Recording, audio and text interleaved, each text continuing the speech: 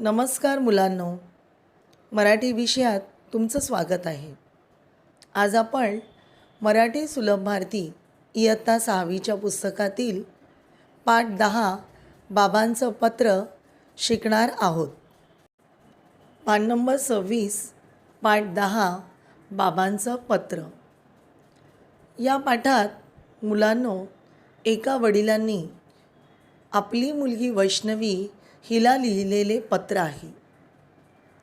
या पत्रात त्यांनी गणिताचा पेपर कठीण गेला म्हणून तिला निराश न होण्याचा सल्ला दिला आहे. परीक्षेतील गुणांपेक्षा मनाच्या गुणांची वाढ करणे हे अधिक महत्त्वाचे आहे, हे त्यांनी अतिशय भावपूर्ण शब्दात वैष्णवीला या पत्रातून समजावले आहे. बच्चों, इस पाठ में एक पिताजी अपनी लड़की को पत्र लिख रहे हैं. उनकी लड़की का नाम है वैष्णवी. वैष्णवी को गणित का पेपर कठिन गया, इसलिए पिताजी उसे निराश न होने की सलाह इस पत्र द्वारा दे रहे हैं और उसे समझा रहे हैं कि परीक्षा के गुणों से भी ज़्यादा तुम्हारे मन के जो आंतरिक गुण हैं उस गुणों को अधिक बढ़ना चाहिए, वो ज़्यादा महत्वपूर्ण है. यह उन्होंने इस पत्र द्वारा वैष्णवी को समझाया है. प्रिय वैष्णवी, अनेक शुभ आशीर्वाद. मी कामात पुरता गुरफटलो होतो म्हणून पत्र पाठवायला उशीर होत आहे. तुझ्या आईने मला दूरध्वनीवरून सांगितले की तुला सहामाहीचा गणिताचा पेपर खूपच कठीण गेला म्हणून तू फार निराश झाली आहेस. पेपरहून घरी आल्यानंतर त्या दिवशी तू रडतही होतीस. मला वाटलं दूरध्वनीवरून तुझ्याशी बोलण्यापेक्षा तुला पत्र लिहूनच तुझ्याशी हितगुज करावे म्हणून तुझ्यासाठी हे पत्र लिहित आहे. मुलांनो, वैष्णवी आणि तिची आई हे गावी राहत आहेत आणि त्यांचे बाबा हे नोकरी करता दुसऱ्या ठिकाणी राहत आहेत आणि म्हणूनच बाबांनी वैष्णवीला पत्र लिहिले आहे. सुरुवातीला प्रथमच बाबांनी वैष्णवीला अनेक शुभ आशीर्वाद दिले आहेत. बाबा सांगतायत की ते कामात पुरते गुरफटले होते. म्हणजेच काय की पुरते म्हणजे पूर्णपणे ते कामामध्ये पूर्णपणे व्यस्त होते, त्यांना वेळ नव्हता आणि म्हणून पत्र पाठवायला त्यांना उशीर होत आहे. वैष्णवीच्या आईने त्यांना दूरध्वनीवरून म्हणजेच फोनवरून कळवले होते की वैष्णवीला सहामाहीचा गणिताचा पेपर कठीण गेला आहे आणि म्हणून ती निराश झाली आणि रडतही होती. वैष्णवीला दूरध्वनीवरून म्हणजेच फोनवरून समजावणे बाबांना योग्य वाटले नाही. वैष्णवीची समजूत काढण्यासाठी त्यांना वाटले की आपण पत्राद्वारे वैष्णवीशी अधिक चांगल्या प्रकारे हितगुज करू शकतो म्हणून बाबांनी वैष्णवीला पत्र लिहिले. बच्चों, वैष्णवी के पिताजी नौकरी के लिए उनसे दूर रहते हैं और इसीलिए वो वैष्णवी को पत्र लिख रहे हैं. पत्र की शुरुआत में उन्होंने वैष्णवी को बहुत सारे आशीर्वाद दिए हैं. फिर उन्होंने उसे लिखा है कि वो काम में बेहद व्यस्त होने की वजह से उन्हें पत्र लिखने के लिए बहुत विलम्ब हो रहा है. वैष्णवी की माँ ने उन्हें फ़ोन पे बताया था कि वैष्णवी को प्रथम सत्रांत परीक्षा का गणित का पेपर बहुत ही कठिन गया, जिसकी वजह से वह बहुत निराश है और वह उस दिन में दिन भर रो रही थी. पिताजी को वैष्णवी को समझाना था, लेकिन फ़ोन पे समझाना उन्हें योग्य नहीं लगा. उन्हें लगा कि पत्र के द्वारा मैं अपनी भावना उसके पास अधिक खुले दिल से लिख सकता हूँ और इसीलिए उन्होंने वैष्णवी को पत्र से समझाने की कोशिश की है। अगं वैष्णवी, गणिताचा पेपर कठीण गेला म्हणून गणितानंतर असलेल्या विषयांचे पेपर अवघडच जाणार असे होत नाही ना. मग त्या गोष्टीचा विचार करत बसण्याने उरलेल्या पेपरवरही त्याचा विपरीत परिणाम होतो. अगं, एखाद्या विषयात गुण कमी पडले तर याचा अर्थ आपण आयुष्यात अपयशी झालो असे नाही. तुला सांगतो, गणिताशी तू मैत्री कर, मग बघ गंमत या विषयाची. तुला मुळीच भीती वाटणार नाही. गणितातील संकल्पना, संबोध, क्रिया तू नीट समजावून घे. उदाहरणे सोडवण्याचा चांगला सराव कर. हा विषय लवकरच तुझा लाडका होईल, हे अगदी नक्की. बच्चों, इस पैराग्राफ में वैष्णवी के पिताजी उसे समझा रहे हैं कि गणित का पेपर कठिन गया, उसकी वजह से गणित के बाद जो भी विषय आएंगे वो सारे कठिन ही होंगे क्या? ऐसा तो नहीं होता है. फिर हम बार बार उसी बात का विचार करने लगेंगे तो जो बचे हुए पेपर हैं उनका उस पर विपरीत परिणाम हो सकता है.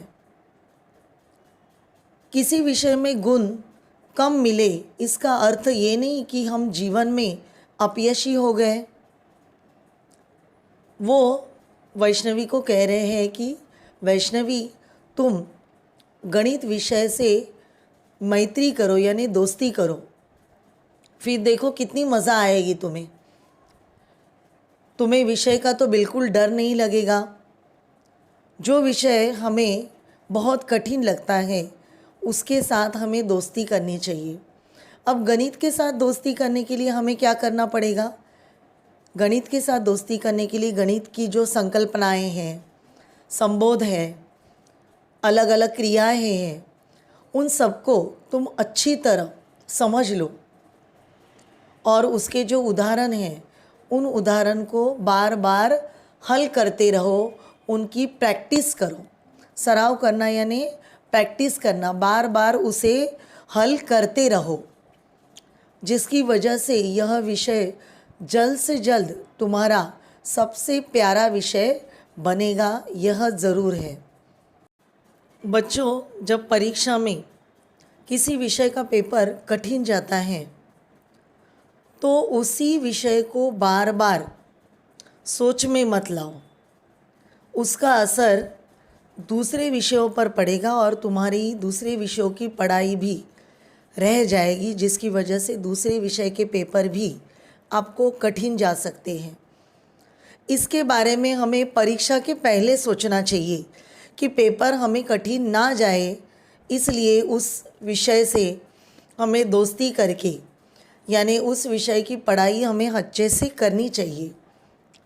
ऐन परीक्षा के समय आप उस बात को बार बार सोचते रहोगे तो उसका असर दूसरे पेपर पे भी पड़ सकता है. और इसीलिए परीक्षा के पहले आपको सारे विषयों की अच्छे से पढ़ाई करनी चाहिए, अच्छे से तयारी करनी चाहिए. बाळा, आणखीन एक तुला सांगतो, परीक्षेतील गुण किंवा श्रेणी महत्त्वाची आहेच, पण त्याहीपेक्षा आपल्या आंतरिक गुणांची वाढ करणे हे अधिक महत्त्वाचे आहे.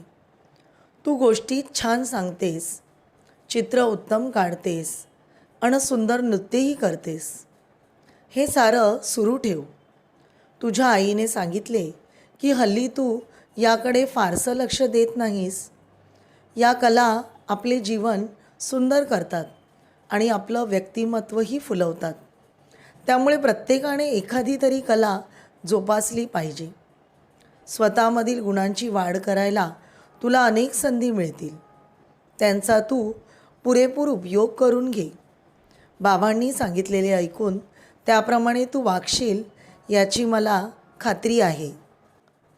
बच्चों, किसी कठिन विषय को आसान करने के लिए उस विषय के साथ दोस्ती करना ज़रूरी है, यानी उस विषय की अधिक से अधिक पढ़ाई करना, प्रैक्टिस करना ज़रूरी है. साथ में पिताजी वैष्णवी को और एक ज़रूरी बात समझा रहे हैं, जो यह है कि परीक्षा में मिलने वाले गुण और श्रेणी महत्वपूर्ण तो है ही, लेकिन उससे भी ज़्यादा अपने जो आंतरिक गुण हैं उन गुणों की वृद्धि करना यह ज़्यादा ज़रूरी है। बच्चों, आपको परीक्षा में, रिटर्न परीक्षा में गुण मिलते हैं या श्रेणी मिलती है, वो ज़रूरी है, लेकिन उससे भी ज़्यादा ज़रूरी है आपके आंतरिक गुणों की वृद्धि होना, आंतरिक गुणों की वाढ़ होना।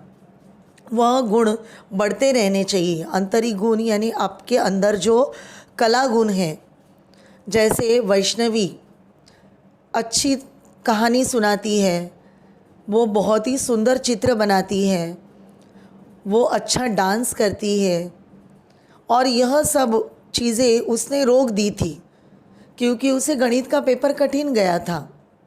वह ज़्यादा ध्यान नहीं देती थी, वो ज़्यादा से ज़्यादा अपना समय पढ़ाई करने में देती थी। तो वैष्णवी के पिताजी उसे समझा रहे हैं कि नृत्य, चित्रकला, अच्छी कहानियाँ बताना, यह सारी जो कलाएं हैं वह कलाएं ही हमारा जीवन सुंदर करती है, हमारे व्यक्तिमत्व को और उभार लाती है। और इसीलिए हर एक को कोई ना कोई तो कला आनी ही चाहिए।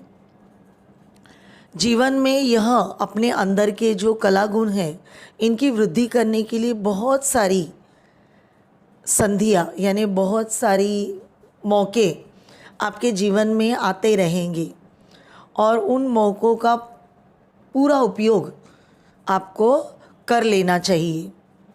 और इस प्रकार पिताजी ने यह भी उसे समझाया कि पिताजी ने जो भी पत्र में समझाया है वह पढ़कर वैष्णवी ज़रूर अच्छी तरह अपने अंदर के जो कला गुण हैं उनको और बढ़ावा देगी, उनके लिए समय देगी, यह उसके पिताजी को आशा है। बच्चों देखो, सारे बच्चे पढ़ाई में होशियार नहीं होते हैं, सभी को परीक्षा में अच्छे नंबर नहीं आते हैं। उसमें से कुछ बच्चे ऐसे भी होते हैं जो पढ़ाई में कम नंबर लाते हैं, लेकिन उस बच्चे की चित्रकला अच्छी है, वह लड़की सुंदर नृत्य करती है, उसमें से कोई अच्छा गाना गाता है या कोई अच्छी कहानियाँ सुनाता है, तो वो बच्चा नाकामयाब नहीं होता है। उस विषय में भी वो, जिस बच्चे को मान लीजिए खेलकूद में रुचि है, पढ़ाई में उसको ज़्यादा इंटरेस्ट नहीं है, लेकिन खेलकूद में रुचि होने की वजह से वो स्पोर्ट्स में अव्वल आ सकता है, स्पोर्ट्स में बहुत सारे मेडल्स जीत सकता है। तो आपको पढ़ाई के साथ साथ आपके अंदर ये जो कलाएं हैं, इन कलाओं को भी बढ़ावा देना ज़रूरी है। ये जो कलाएं हैं इनको आपको पढ़ाई की वजह से रोकना नहीं है। चित्र निकालना, डांस करना, गाना गाना, यह कलाएं आपको साथ में जारी रखनी है, और यह कलाएं आपका जीवन अधिक सुंदर बनाती हैं। और इसीलिए पढ़ाई के साथ साथ इन कलाओं को भी चालू रखना यह आपकी जिम्मेदारी है। इन कलाओं का जतन जितना आप करोगे उतना आपका जीवन सुंदर होगा। दिवाळीच्या सुट्टीत मी गावी येणार आहे, मग आपण खूप खूप मज्जा करू, किल्ले बांधू, कंदील तयार करू, गप्पा मारू आणि दिवाळीचा फराळही खाऊ। खाऊवरून एक गोष्ट आठवली मला, या दिवाळीत गावी येताना तुझ्या आवडीचा खाऊ घेऊन येणार आहे। कुठला ते तू ओळखलं असशीलच, तुझा पुस्तकांचा खाऊ। गावी येताना मी तुझ्यासाठी गोष्टीची अनेक पुस्तके घेऊन येणार आहे, वाचून बघ तू, खूप आवडतील तुला। बरं आता थांबतो, बाकी सारे भेटी अंती बोलू, तुझे बाबा।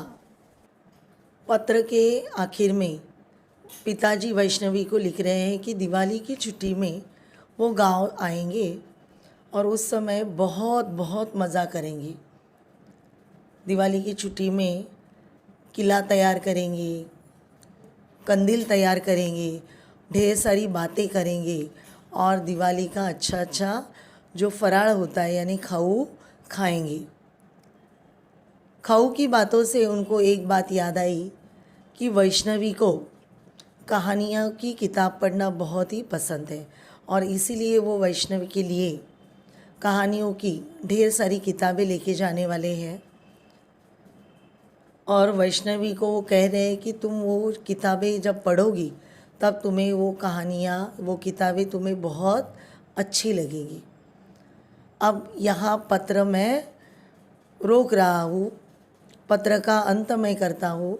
बाकी सारी बातें मैं जब गाँव आऊँगा तब हम लोग बोलेंगे। तुम्हारे पिताजी।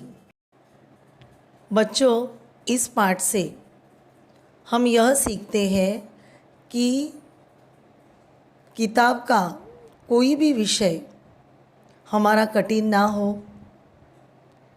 अगर कठिन होता है तो हमें उसके साथ दोस्ती करनी चाहिए। उस विषय की अलग अलग संकल्पनाएं, संज्ञाएं, संबोध हम अच्छी तरह समझेंगे तो हमारी उस विषय से दोस्ती हो जाएगी और वो विषय हमारे लिए कठिन नहीं होगा। साथ ही में हमारे अंदर जो कला गुण है, नृत्य कला, चित्रकला, हस्तकला, गायन कला या खेलकूद आदि कलाएं हमें साथ में शुरू रखनी है। यह कलाएं ही हमारा जीवन सुंदर बनाती है, हमारा व्यक्तिमत्व सुंदर करती है और इस प्रकार परीक्षा के गुणों से भी अधिक महत्वपूर्ण हमारे आंतरिक कला गुण होते हैं। जीवन में इन कलाओं को हमेशा हमें बढ़ावा देते रहना चाहिए। धन्यवाद।